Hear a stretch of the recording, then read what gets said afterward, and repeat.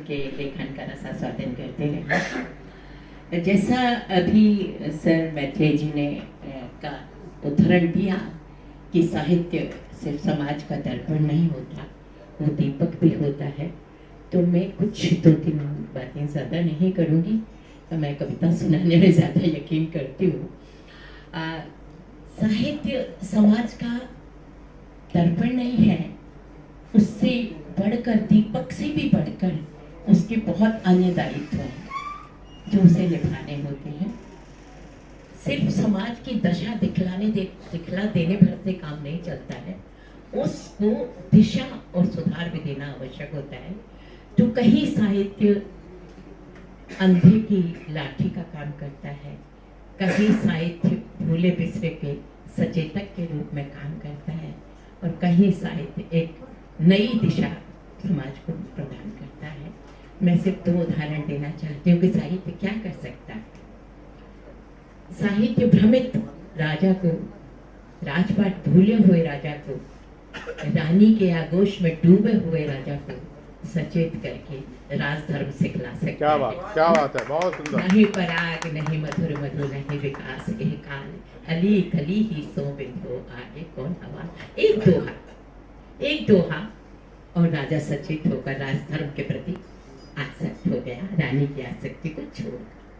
और एक और उदाहरण देना चाहूंगी कि अंधे पृथ्वीराज को एक, वो भी दोहा ही था, एक दोहे ने लक्ष्य भेद के लिए सचेत कर दिया।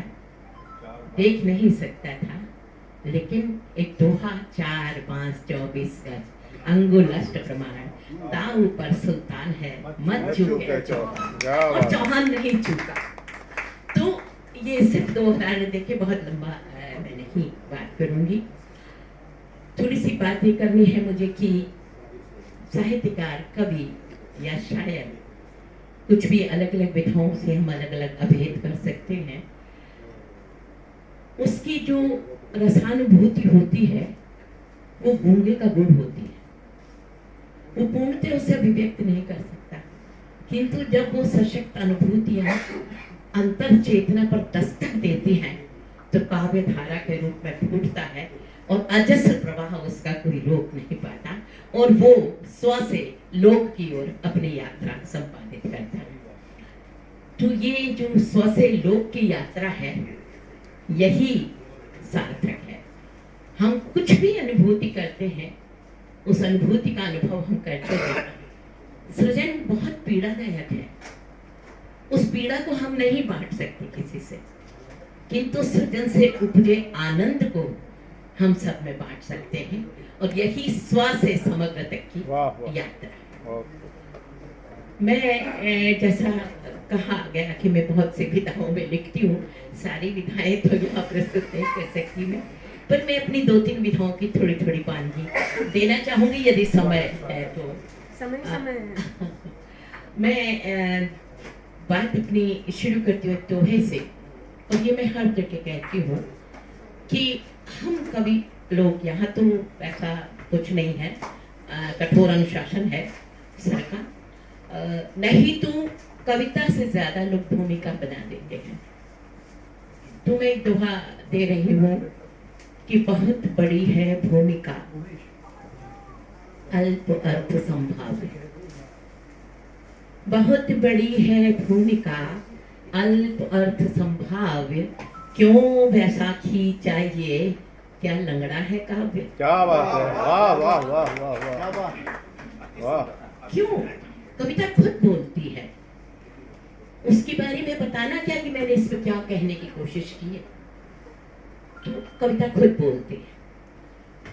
1-2 दोहे और सुन ले कि मची हुई संसार में ऐसी भागम भाग, मची हुई संसार में ऐसी भागम भाग, पीछे सूखे फूस के पड़ी हुई जो आग, पीछे सूखे फूस के पड़ी हुई जो आग, और लाभ हानि का आकलन कर न सके अनुराग, लाभ हानि का आकलन कर न सके अनुराग, भावों को आता नहीं जोड़ गुणा ऋण भाग, भावों को आता नहीं जोड़ गुणा ऋण भाग। और सिर्फ एक दोहा कौमी यकजहती पर और एक राजनीति पर देकर मैं अगली विधा की ओर आती हूँ कि मैं हिंदू तू मुसलमान, दोनों में क्या फर्क?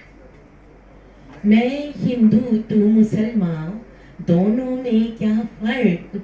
और भेदभाव से जाएंगे तू दोजख में नरक, भेदभाव से जाएंगे तू दोजख में नरक।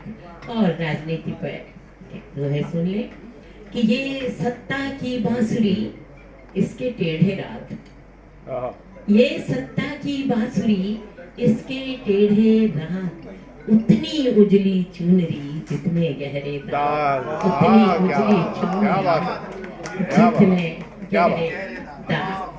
और एक और अंतिम दोहा सुन ले कि भूख नहीं पर जीवता 56 भोग सजाए, भूख नहीं पर जीवता 56 भोग सजाए।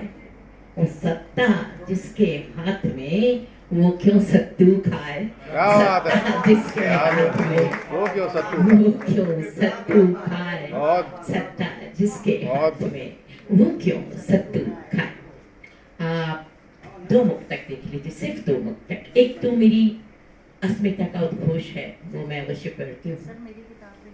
और एक मुक्तक अभी प्रारंभिक रचना पाठ जिन्होंने किया वो उन्होंने सीता का जिक्र किया था, तो मुझे मुक्तक याद आ गया कि पहला मुक्तक मेरी अस्मिता का उद्घोष है जो मैं हर जगह करती हूँ कि ताप है मुझ में अभी और गम उठाने, ताप है मुझ में अभी और गम उठाने की कोशिशें कर तू मुझे और आजमाने की, कोशिशें कर तू मुझे और आजमाने की। और ये तेरी जिद, ये तेरी जिद, ये तेरी जिद की मेरी आंख में आंसू देखे, ये तेरी जिद की मेरी आंख में आंसू देखे।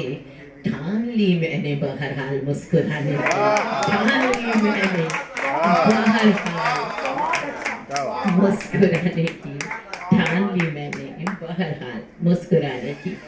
और एक मुक्तक वो सीता जी पर याद आ गया मुझे कि है प्रीत पुरुष को नारी से या है केवल आभास, है प्रीत पुरुष को नारी से या है केवल आभास। पौरुष की सत्ता देती है नारी को बस संत्रास, पौरुष की सत्ता देती है नारी को बस संत्रास। तेरा महानायक फिर भी सीता ने क्या पाया, तेरा महानायक फिर भी सीता ने क्या पाया।